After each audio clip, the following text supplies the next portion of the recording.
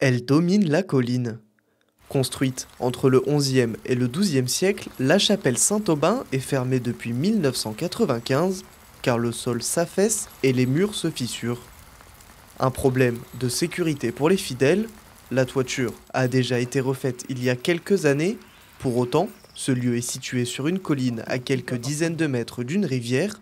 L'emplacement est infiltré d'eau. Et sur la colline, c'est sa grande chance, et puis je dirais son grand malheur.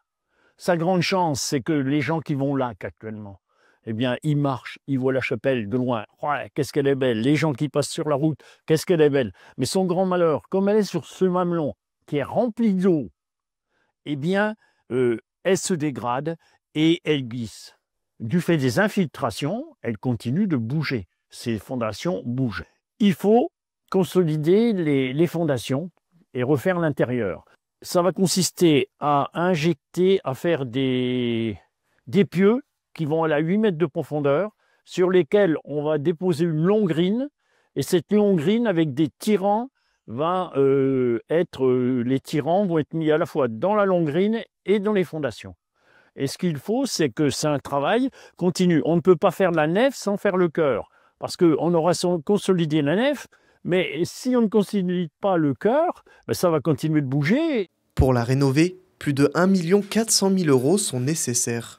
Les travaux seraient pris en charge par plusieurs organismes, mais le village doit tout de même investir près de 600 000 €, une somme inenvisageable pour la commune. Moi, 600 000 €, c'est 2 budgets annuels. Cette chapelle, il faudrait qu'elle soit gérée par l'agglo, comme sont gérés au service culturel. Alors que moi, 600 000 €, je vais ramer, on va ramer des années, et qu'est-ce que je vais laisser à mes successeurs? Ce lieu de culte est un ancien lieu de pèlerinage où en 1875 jusqu'à 3000 personnes se déplaçaient. Il a été classé au monument historique en 1862. Le maire de la commune voudrait que cette bâtisse se développe. Cet ensemble, il doit devenir culturel.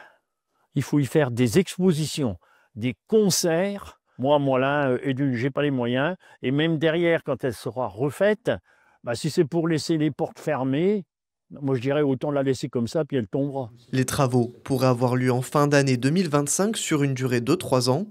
Mais la mairie se laisse encore le temps de la réflexion avant de valider le chantier.